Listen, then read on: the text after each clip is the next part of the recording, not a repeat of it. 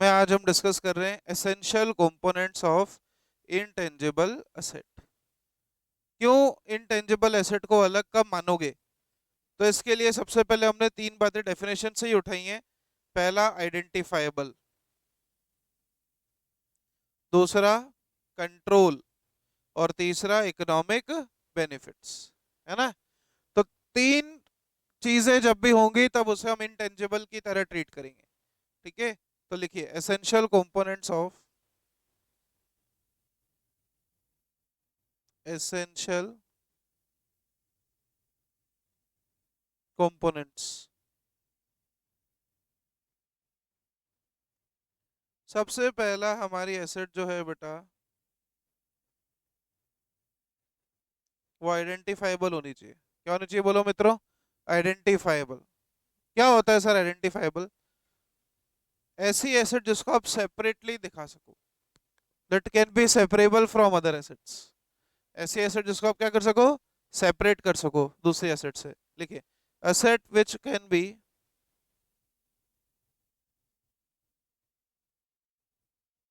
Asset which can be separated from other asset,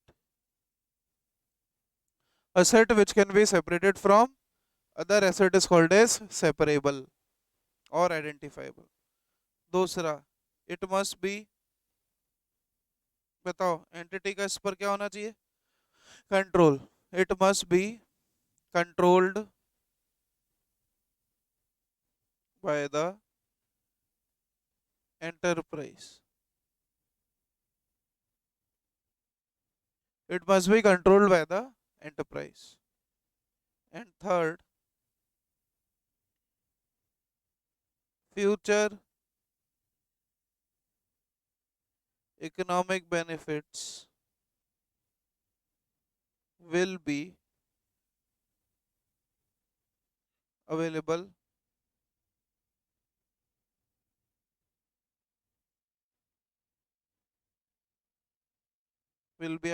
to the future economic benefits will be available to the entity. ये है essential components of the intangible asset। बोलो कोई doubt? समझ में आया? तो intangible asset की तीन कैरेक्टरिस्टिक क्या है? आइडेंटिफाइबिलिटी, इसको हम अलग कर सके, दूसरा कंट्रोल, और तीसरा इस एसेट से related future economic benefit will flow to the entity.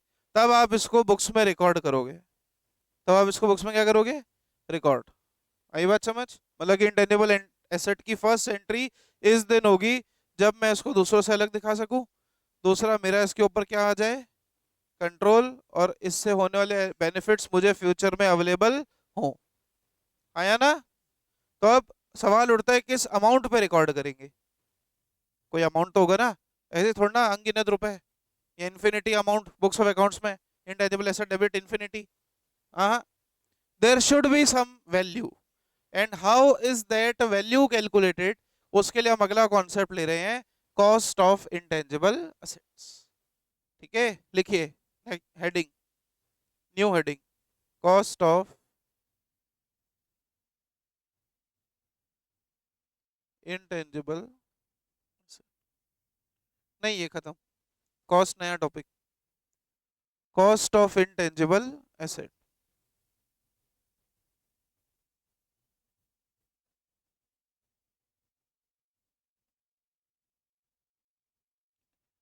सबसे पहले कॉस्ट ऑफ इंटेंजिबल एसेट में आता है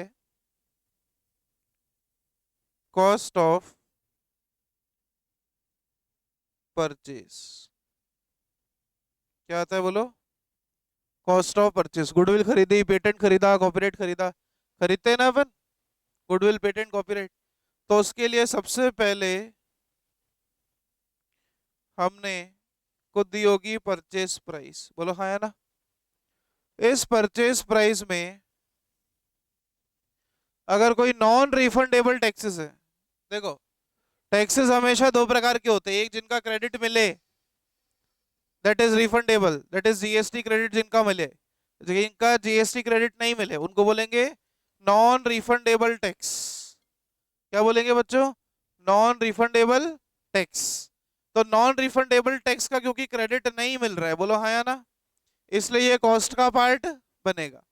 सो एड नॉन रिफंडेबल टैक्सेस, मतलब अगर क्रेडिट मिलेगा तो वो तो जीएसटी क्रेडिट पे यूज करेंगे अपन, और जीएसटी क्रेडिट कभी भी कॉस्ट का पार्ट नहीं होती। तो आपको नॉन रिफंडेबल टैक्सेस को जोड़ना है। किसको जोड़ना है बोलो बेटा? नॉन रिफंडेबल टैक्सेस को हमेशा जोड़ना है। और कुछ ऐसा खर्चा जो कि उस एसेट को बनाने में यूज हुआ, ठीक है, सॉफ्टवेयर को आपने बनाया और सॉफ्टवेयर के लिए आपको इंजीनियर्स लगे, तो ऐसी cost that is incurred in bringing the asset to its location and condition, right. लिखिए, directly attributable expense, directly attributable expenses on making the asset ready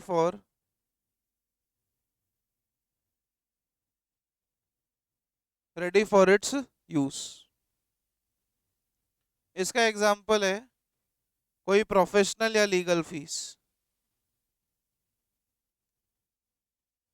professional fees for legal services, professional fees for legal services. जैसे मान लो किसी के running business को आपने purchase किया, अब उसकी गुडविल का वैल्यू निकालने के लिए हमने इंडिपेंडेंट वैल्यूअर को बुलाया, होता है ना, जैसे आपने सुना होगा इंडिपेंडेंट डायरेक्टर, इंडिपेंडेंट ऑडिटर। तो उस बंदे की फीस लगती है क्योंकि वो वैल्यूएशन का एक फीस लेता है, तो उसको भी आपको इस गुडविल की वैल्यू में क्या करना है? जोड़ना है। Is it right? So any expense जो कि नॉन रिफंडेबल टैक्स है वो तो जुड़ेगा ही। नॉन रिफंडेबल टैक्स क्यों जुड़ेगा? क्योंकि उसकी क्रेडिट हमको आगे अवेलेबल नहीं है, तो वो तो कॉस्ट का पार्ट बनेगा ही। और अगर कोई प्रोफेशनल हायर करा जिसने उस इंटेंजिबल एसेट को वैल्यू किया, तो उसकी लीगल फीस भी कॉस्ट का पार्ट बनेगी। बोलो हाँ या ना? इन जनरल अगर कोई ट्रेड डिस्काउंट या रिबेट वगैरह है तो वो क्या करना है? अरे ट्रेड डिस्काउंट हमेशा क्या होता है? ES9 पढ़ा है ना सबने? Trade discount and rebate less होगा तो आपको आएगा कॉस्ट ऑफ असेट। इतने सारे एडजस्टमेंट करोगे तो आपको क्या आएगा बोलो बेटा? Cost of asset. बोलो हाँ या ना? कोई प्रॉब्लम, कोई तकलीफ? तो ये सारे खर्चे को आप एडजस्ट कर लोगे तो आपको आएगी कॉस्ट ऑफ एसेट। बोलो कोई डाउट, कोई प्रॉब्लम, कोई तकलीफ? इसको उतार लो फटाफट से फिर आगे बढ़े।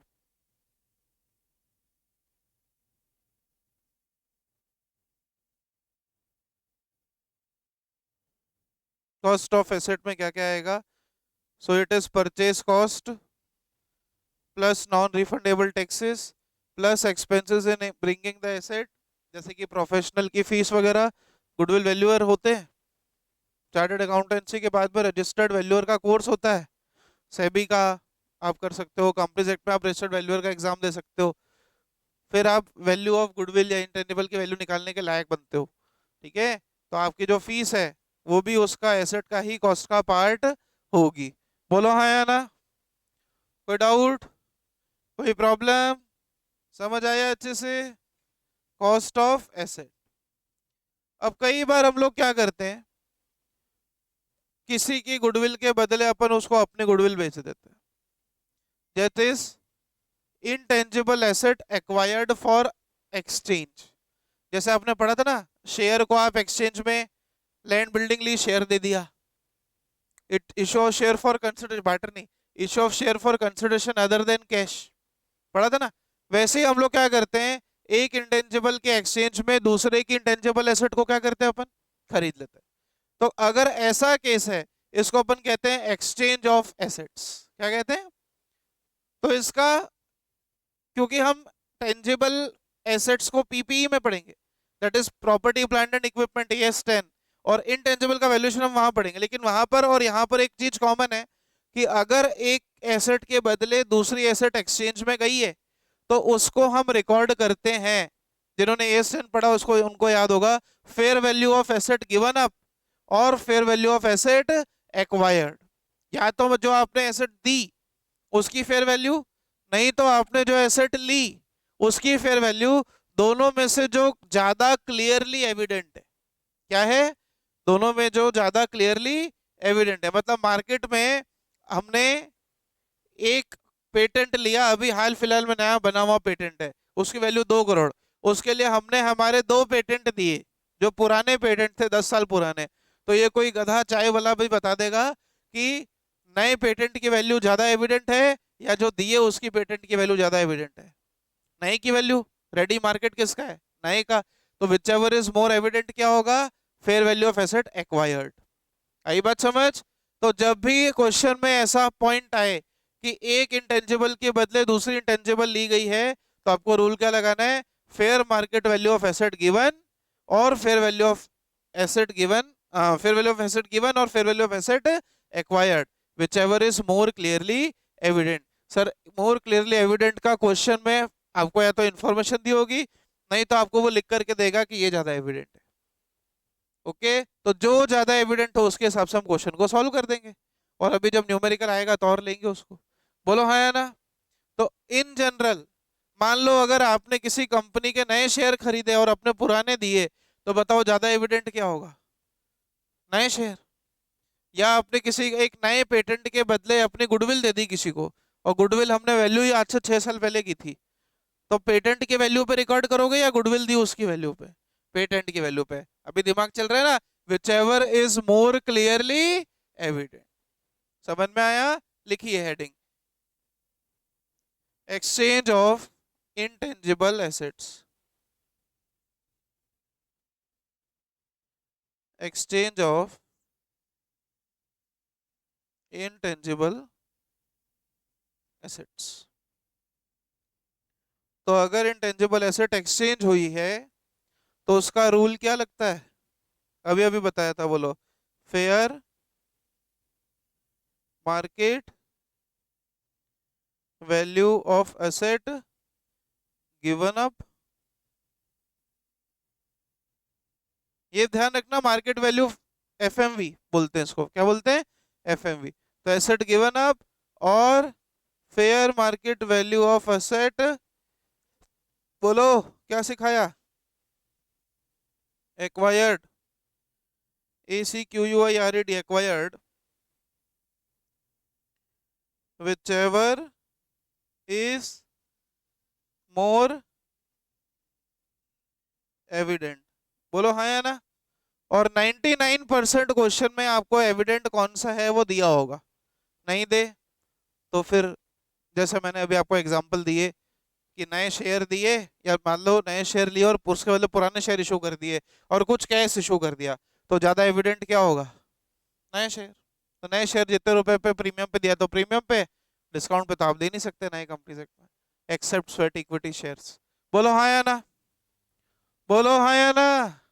कोई डाउट? तो एक्सचेंज का क्वेश्चन आएगा तो अपन रूल क्या लगाएंगे? बोलो, fair value of asset given up और fair value of asset acquired, whichever is more clearly evident. बोले हाँ या ना? कई बार आपको सरकार कोई लाइसेंस फ्री में दे देती है। मान लो जैसे वे ध्रुव बोलता है मैं 25 कैंसर हॉस्पिटल खोलूंगा, और 25 कैंसर हॉस्पिटल खोलूंगा तो सरकार कहती है okay, you want patents for using MRI machine. आपको अपने एमआरआई के लिए या आपको हॉस्पिटल के अंदर जो आप दुकानें लगाओगे उसके लिए लाइसेंस चाहिए, कॉपीराइट चाहिए, हम आपको वो फ्री में देते हैं। फ्री में परमिट दे दिया ध्रुव को 25 हॉस्पिटल को लाइसेंस को रन करने का। भाई ध्रुव इतना बड़ा काम कर रहा है, 25 कैंसर हॉस्पिटल खोल रहा है, तो क्या सरकार उसको मेडिकल काउंसिल का लाइसेंस फोकट पे नहीं दे सकती है? अरे ये तो आपको पता है कि हॉस्पिटल चलाने के लिए या माइन के लिए लाइसेंस लगता है, वो लाइसेंस अपने को सरकार से पैसा दे के लेना पड़ता है। ऐसे ही थोड़ा ना मैं किसी भी माइन को अपना बना दूंगा, हाँ है ना? तो वो जो लाइसेंस देते हैं उसकी फीस लगती है ना, तो ऐसा समाज सेवी आदमी जो 25 कैंसर हॉस्पिटल खोल रहा है, क्या सरकार है समाज सेवी आदमी को लाइसेंस फोकट में नहीं दे सकती? दे सकती है ना। तो सरकार ने कोई प्रॉपर्टी थोड़ी ना दी है, लाइसेंस दिया है फ्री में। इसको कहते हैं licence acquired at a concessional rate. क्या कहते हैं? Licence acquired at a concessional rate. इसका अकाउंटिंग ट्रीटमेंट क्या होगा? तो कहते हैं इसको आप नॉमिनल वैल्यू पे, तुमको फोकट में मिला ना, लेकिन बुक्स ऑफ अकाउंट्स में मैं दिखाऊंगा तो सही, तो मैं अपनी मटेरियलिटी के हिसाब से उसको नॉमिनल वैल्यू पे दिखाऊंगा। इस पे दिखाऊंगा नॉमिनल वैल्यू। वो नॉमिनल वैल्यू मटेरियलिटी के हिसाब से 1000 रुपए भी हो सकती है, लाख रुपए भी हो सकती है। लगा कुछ नहीं है, लेकिन बुक्स में लगा के मेरे को एमोटाइज तो करना ही पड़ेगा ना। अल्टीमेटली इस पर्टिकुलर लाइसेंस की भी तो एक लाइफ है, जिसको मैं ओवर द पीरियड क्या करूंगा, एमोटाइज। तो बुक्स में बुक तो करना पड़ेगा ना। अब आपके हिसाब से 100 रुपए मटेरियल तो 100 रुपए पे दिखा देना उस 90 साल के लाइसेंस को, या आपके हिसाब से 1000 रुपए रेलेवेंट है तो 1000 रुपए दिखा देना, लाख रुपए तो लाख रुपए दिखा देना। एंट्री क्या करोगे?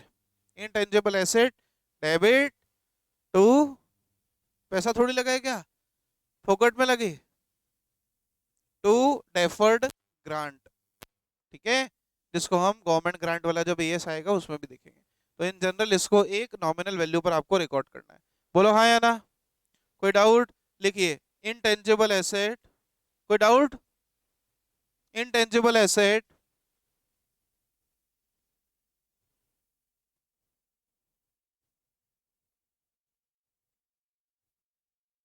हाँ जी, हाँ ये नॉमिनल वाला उसमें भी था, acquired at a concessional rate.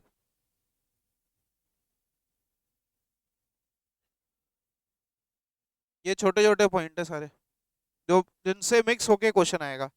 बोलो हाँ या ना, intangible asset acquired at a concessional rate. लिखिए कंसेशन मतलब सस्ती पे भी हो सकता है, फ्री ऑफ कॉस्ट भी हो सकता है। ठीक है, लिखो record at acquisition cost. Sir हमको 2 करोड़ का लाइसेंस 2 लाख रुपए में मिला, तो एक्विजिशन कॉस्ट क्या होगी? 2 करोड़ की 2 लाख, 2 लाख तो 2 लाख पे रिकॉर्ड कर देना। और सब फ्री में मिला, फोकट में मिला, तो उसको किस पे रिकॉर्ड करेंगे? Nominal value. अब एएस ने ये कहीं नहीं लिखा है कि नॉमिनल कितना होगा, बुक्स ऑफ अकाउंट्स की मेटलिटी के हिसाब से आपको खुद पता लगाना है। बोलो हाँ या ना, इसको हम कहते हैं intangible asset acquired at a concessional rate. बोलो कोई डाउट, कोई प्रॉब्लम? यहां तक सारा देख लो फिर आगे बढ़े। क्वेश्चन देखा आपने? A company acquired for its internal use a software on 28 जनवरी 2012। 28 जनवरी 2012 को कंपनी ने यूएस से, यूनाइटेड स्टेट्स ऑफ अमेरिका से $1 लाख। तो डॉलर की रेट कितनी थी? 52 रुपए। डॉलर की रेट कितनी थी बेटा? 52 रुपीज।